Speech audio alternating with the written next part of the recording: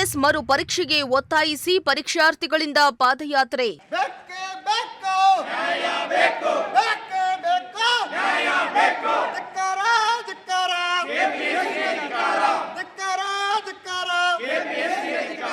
ಅಖಿಲ ಕರ್ನಾಟಕ ರಾಜ್ಯ ವಿದ್ಯಾರ್ಥಿಗಳ ಸಂಘದಿಂದ ಮರು ಪರೀಕ್ಷೆಗೆ ಆಗ್ರಹ.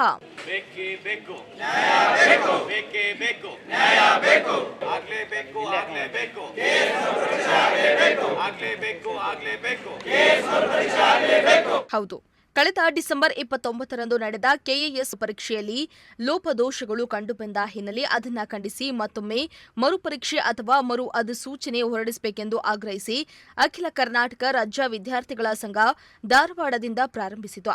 ಅದರಂತೆ ತುಮಕೂರಿನ ಶ್ರೀ ಸಿದ್ಧಗಂಗಾ ಮಠಕ್ಕೆ ಬಂದು ತಲುಪಿತು.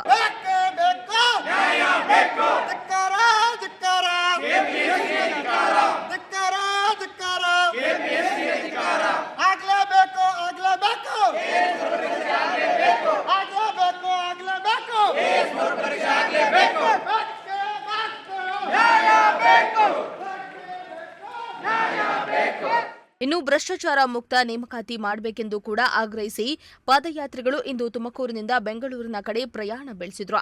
11 ದಿನದ ಪಾದಯಾತ್ರೆ ಕೈಗೊಂಡಿದ್ದ ಪರೀಕ್ಷಾರ್ಥಿಗಳಿಗೆ ಸಿದ್ಧಗಂಗಾ ಮಠದ ಶ್ರೀ ಸಿದ್ದಲಿಂಗ ಮಹಾಸ್ವಾಮೀಜಿಗಳು ಪಾದಯಾತ್ರೆಗೆ ಚಾಲನೆಯನ್ನ ನೀಡುವ ಮೂಲಕ ಶುಭ ಹಾರೈಸಿದ್ರು. ಸರ್, ಕೆಪಿಎಸ್ಸಿ ನಡೆಸಿರುವಂತಹ ಕೇಸ್ ಮರುಪರೀಕ್ಷೆಯಲ್ಲಿ ಕನ್ನಡ ಲೋಪದೋಷ ಆಗಿದೆ ಸರ್. ಇಂಗ್ಲಿಷಿಂದ ಕನ್ನಡ ಟ್ರಾನ್ಸ್ಲೇಷನ್ ಸಾಕಷ್ಟು ಮೊದಲನೇ ಬಾರಿಗಿಂತ 2ನೇ ಬಾರಿ ಜಾಸ್ತಿ ಲೋಪ ಆಗಿದೆ.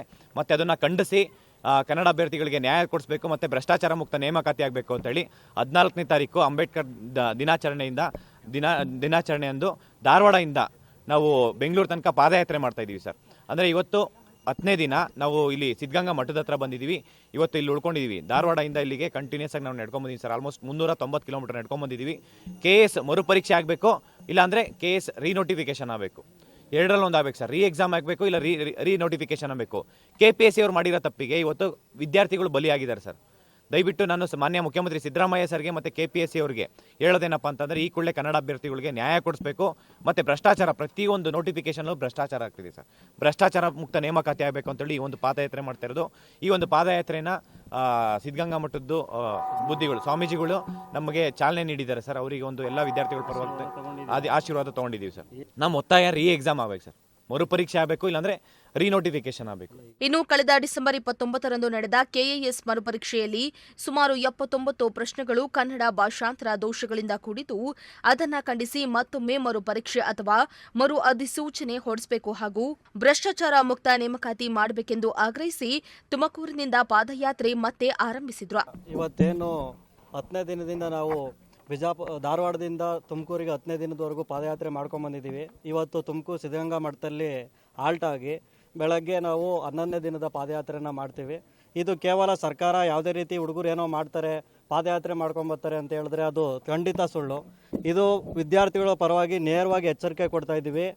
ಬೆಂಗಳೂರಲ್ಲಿ ದೊಡ್ಡದ ಮಟ್ಟಿಗೆ ಕೆಪಿಎಸ್ಸಿ ಮುತ್ತಿಗೆ ಆಗ್ತಿಲ್ಲ, ವಿಧಾನಸೌಧ ಮುತ್ತಿಗೆ ಆಗ್ತೀವಿ. ಯಾಕಂದರೆ ಈಗಾಗಲೇ ಸದನದಲ್ಲಿ ಚರ್ಚೆ ಆಗಿದೆ, ಎಲ್ಲ ತಪ್ಪು ಅಂತೇಳಿ ಸಾಬೀತು ಆಗಿದೆ, ಅವರು ಒಪ್ಕೊಂಡಿದ್ದಾರೆ. ಆದರೆ ನೀರಿ ಎಕ್ಸಾಮ್ ಮಾಡೋದಕ್ಕೆ ಮೀನಾಮೇಷ ಹೇಳಿಸ್ತಾ ಇದ್ದಾರೆ. ಇದು ಸಿದ್ಧಗಂಗಾ ಸ್ವಾಮೀಜಿ ಮಠದಲ್ಲಿ ಸ್ವಾಮೀಜಿಗಳು ಕೂಡ ನಮ್ಗೆ ಆಶೀರ್ವಾದ ಮಾಡಿ ನಿಮಗೆ ಜಯ ಸಿಕ್ಕೇ ಸಿಗುತ್ತೆ, ಮರುಪರೀಕ್ಷೆ ಮಾಡಿ ಅಂತೇಳಿ ಅವರು ಕೂಡ ಒತ್ತಾಯ ಮಾಡ್ತಾ ಇದ್ದೀವಿ.